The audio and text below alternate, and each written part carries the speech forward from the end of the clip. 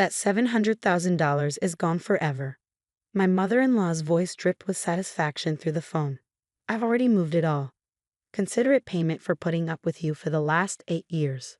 I stood in my kitchen, staring at the family photo on my fridge, the last picture taken of my parents before the accident. My name is Sophie Anderson, and at 32, I was learning that my mother-in-law had just stolen my parents' entire life savings. What did you just say? I managed to keep my voice steady, though my hands were shaking. The morning sun streamed through my kitchen window, casting shadows that suddenly felt too dark, too heavy. Oh, don't act surprised, Diana sneered. Your parents' joint account? The one you've been so preciously preserving since their accident? I found the paperwork in Michael's office last month. Getting added as a signatory was almost too easy. Your husband really should be more careful with important documents. My stomach dropped. Michael, my husband, had access to my parents' account information because he'd helped me manage their estate after the car accident 2 years ago. We kept the account open, using the interest to fund scholarships at the local high school where my mom had taught for 20 years. Diana, that money was meant for. For what? She cut me off. Some pathetic scholarships. Please, my investment opportunity is much more worthwhile. Besides, you're not even their real daughter. They adopted you, remember? That money should go to a real family member. The adoption card. Of course she'd play that. Diana had never accepted me even after 8 years of marriage to her precious son. To her, I would always be the orphan who got lucky twice. First with my adoptive parents, then with marrying into her prestigious family. Where's Michael? I asked, my mind already racing through possible solutions. Put him on the phone. Hawaii. Diana laughed. On that business trip you thought he was taking to Seattle. He's been seeing someone more suitable for the past 6 months. I just thought you should know everything at once. Consider it my gift to you, the truth. The room spun slightly. Michael was in Hawaii? With someone else? I gripped the kitchen counter, my knuckles turning white. You're lying. Check his credit card statements if you don't believe me, though I suppose money might be tight for you now. Her laugh felt like acid in my ears. I have to go. My yoga instructor is here. Don't bother trying anything. The money's already been moved through several accounts. You'll never see it again. The line went dead. I stood there for a moment, letting the magnitude of what had just happened wash over me. Then, something shifted inside. A clarity I hadn't felt since my parents' accident settled over me. Diana had no idea what she'd just done, or who she was dealing with. I walked to my home office, my heels clicking against the hardwood floors with purpose. Opening my laptop, I pulled up my emails from 6 months ago. There it was, the correspondence with Mr. Patterson, my parents' longtime financial advisor. Diana wasn't the only one who'd been making moves with the account. Harrison and Patterson Financial Services, this is Jessica speaking. Hi Jessica, this is Sophie Anderson. I need to speak with James Patterson immediately. It's an emergency. 5 minutes later, Mr. Patterson's familiar voice came through. Sophie, what's wrong? Deanna Williams just called to inform me she's emptied my parents' account. She claimed she was added as a signatory. There was a pause, then what sounded like typing. When did she say this happened? She found the paperwork last month, apparently. I took a deep breath. But that's not possible, is it? Not with what we set up. No, Mr. Patterson's voice was firm. It's not. After you came to me with concerns about unauthorized access attempts 6 months ago, we moved the actual funds to a new secure account. What Deanna accessed was the dummy account we left as a precaution. The real money is safe, Sophie. Relief flitted through me, quickly followed by a grim satisfaction. And everything was logged. Every attempt, every transfer, every call she made to the bank. The fraud department has been monitoring since the first red flag. Would you like me to contact them now? I thought about Diana, probably sitting in her luxury apartment, feeling smug about what she'd just done. About Michael, apparently in Hawaii with someone else, having no idea what his mother had just set in motion. Yes, I said, my voice steady. And please send me copies of everything. All the documentation, all the attempts, everything. It's time Diana learned what happens when you mess with the wrong family. I'll have it all to you within the hour. And Sophie, Mr. Patterson paused. Your parents would be proud of how you're handling this. After hanging up, I sat at my desk, opening a new folder on my laptop. Years of working in cybersecurity had taught me the importance of documentation, of always being one step ahead. Diana thought she was dealing with a quiet, accommodating daughter-in-law who always kept the peace at family gatherings. She had no idea that I'd been watching, waiting, documenting every subtle threat, every attempted manipulation. My phone buzzed. A text from Diana. "Don't bother calling Michael. He won't believe you anyway. He knows what kind of person you really are." I smiled, thinking of the detailed records Mr. Patterson would be sending over. Diana was right about one thing. Michael would soon know exactly what kind of person I was. And his mother was about to learn that the daughter of Claire and Thomas Anderson, adopted or not, was nobody's victim. Opening my email, I saw Mr. Patterson's files already arriving. Each document was another nail in Diana's coffin. Attempted access logs, recorded phone calls, forged signature attempts. She hadn't just tried to steal from me, she'd left a trail of evidence that would destroy her carefully curated image of respectability. I thought about my parents, about their belief in education, in giving back to the community. The scholarships their money funded weren't just about helping students, they were about continuing their legacy of making a difference in people's lives. Diana hadn't just attempted to steal money, she tried to erase their impact on the world. As I began organizing the evidence, my phone buzzed again. This time it was an email from the bank's fraud department, requesting an immediate meeting. Perfect. Looking at my parents' photo on my desk, I felt a sense of calm purpose. Diana thought she'd won, thought she'd finally put me in my place. She had no idea what was coming. The bank's fraud investigation team didn't waste any time. Within 3 hours of Diana's gloating phone call, I sat in a sleek conference room at First National Bank, facing 2 investigators and the bank's legal counsel.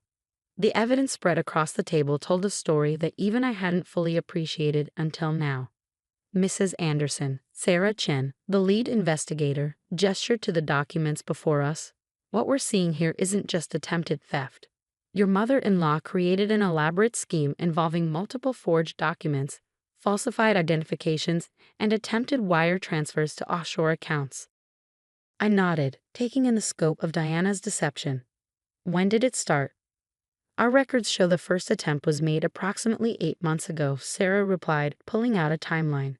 "She tried to add herself as a signatory using what appears to be your husband's forged signature. When that failed, she attempted multiple times using different approaches." The legal counsel, Mr. Rodriguez, cleared his throat. "What's particularly concerning is the level of premeditation. Mrs. Williams made calls to several bank branches, each time presenting herself differently, sometimes as your family's financial advisor, other times claiming to be acting on your behalf. As they walked me through the evidence, my phone kept buzzing with texts from Diana, each one more smug than the last. "Hope you're not too upset about the money. Maybe this will teach you to know your place. Michael always said you were too attached to your adopted parents' things. Don't worry, I'll make sure the money stays in the real family." I silenced my phone, focusing instead on the task at hand. "What are our next steps?" Sarah leaned forward, her expression serious. "We've already frozen all associated accounts and flagged Mrs. Williams in the banking system. The next step is filing formal charges. Are you prepared to move forward with that?" I thought about Diana's years of subtle cruelty, her constant reminders that I wasn't real family, her manipulation of Michael. "Yes," I said firmly. "I want to press charges." Just then, my phone lit up with a call from Michael. I excused myself and stepped into the hallway. "Sophie, what the hell is going on?" Michael's voice was tight with anger. "Mom just called me, saying the bank froze her accounts." "What did you do?" I closed my eyes, steadying myself. "Where are you, Michael?" "What do you mean?" "I'm in Seattle for." "Stop lying," I cut him off. "I know you're in Hawaii. I know about the affair, and I know what your mother tried to do." There was a long pause. "Sophie, listen." "No, you listen. Your mother tried to steal $700,000 from my parents' memorial scholarship fund. She forged documents, created fake IDs, and attempted multiple fraudulent transfers. Everything was documented. Everything was recorded. So before you defend her, you might want to see the evidence for yourself. She was just trying to what? Help you hide money for your divorce plans? Create a nest egg for you and your girlfriend? The bank has everything, Michael. Every attempt, every call, every forged signature, including yours." Another pause, longer this time. When he spoke again, his voice was different. What do you want? I want you to come home and face what you've both done. The bank's fraud department and their legal team are involved now. This isn't going away. After hanging up, I returned to the conference room where Sarah and Mr. Rodriguez were reviewing additional documents.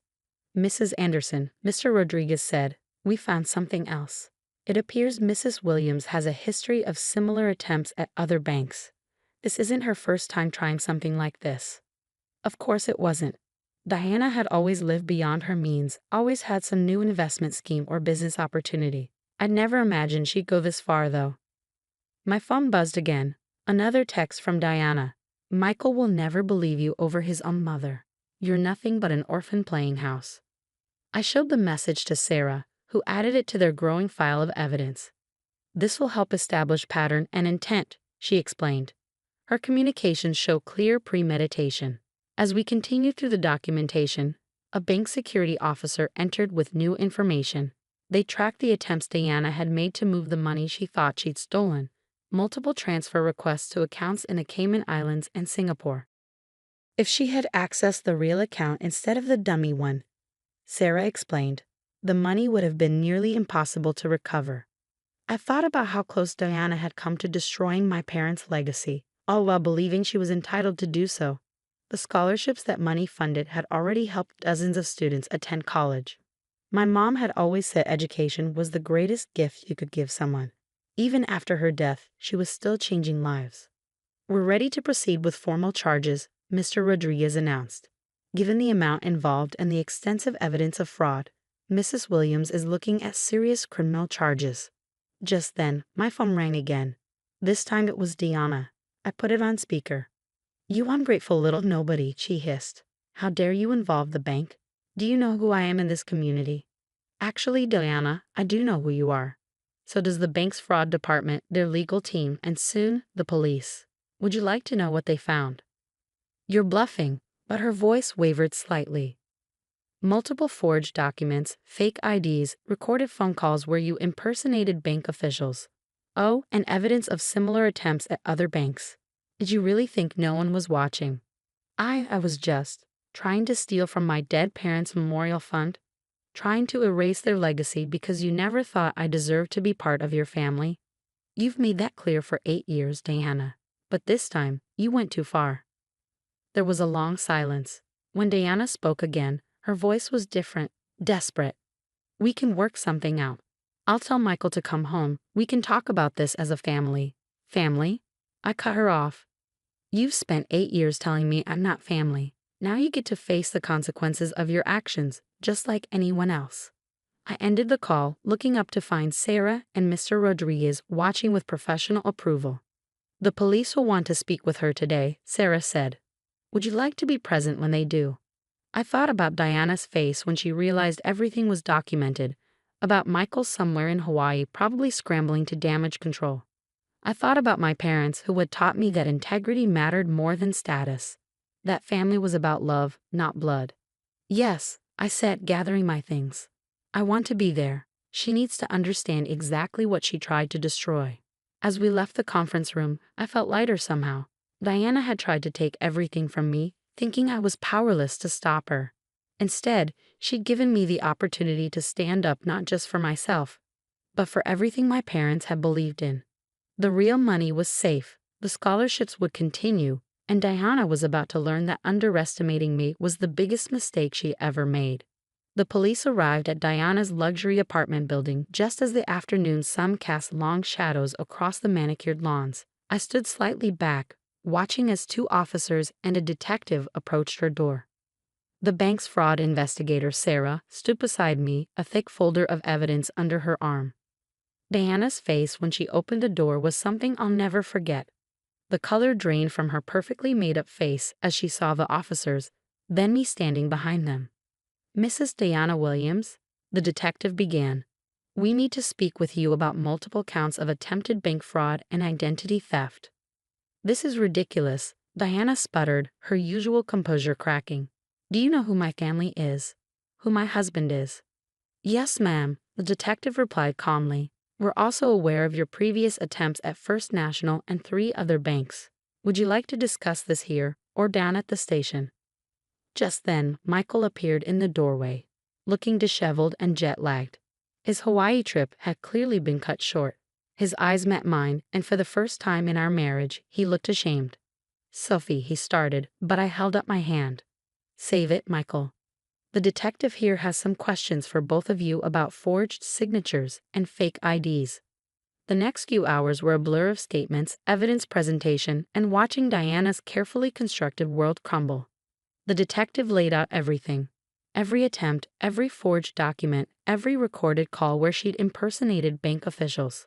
"The scholarship fund will continue," I told her as the officers prepared to take her statement. "Every penny is safe, still helping students just like my parents wanted. You didn't just try to steal money, Diana. You tried to steal their legacy." Diana's face contorted with anger.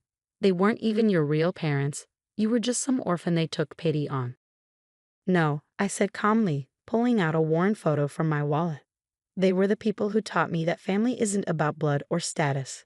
It's about love, integrity, and standing up for what's right, something you never understood." As Diana was led away for formal questioning, Michael approached me, his face drawn. "I had no idea she was planning this," he said quietly. "About Hawaii, I'm sorry." I looked at this man I'd married, seeing him clearly for the first time. "You may not have known about the fraud, but you knew who she was. You knew how she treated me, how she talked about my parents. You just chose to ignore it." "What happens now?" he asked, his voice small. "Now, I continue my parents' legacy. The scholarships will go on, helping students achieve their dreams. As for us, I twisted my wedding ring off, placing it on the table between us. I think we both know this marriage is over." The divorce proceedings moved quickly. Michael didn't contest anything, perhaps hoping to avoid more scandal. Diana faced multiple fraud charges, her reputation in the community she'd valued so much now in tatters. 3 months later, I stood at my parents' grave, placing fresh flowers beside their headstone. The first round of scholarship recipients had just been announced. 15 students who would get the chance to pursue their education, just as my parents had wanted. "Mrs. Anderson," a young voice called out. I turned to see Maria, one of the scholarship recipients, walking toward me with her mother. "We hoped we'd find you here," Maria said, clutching an envelope. "I wanted to thank you in person. This scholarship, it means everything. I promise I'll make your parents proud."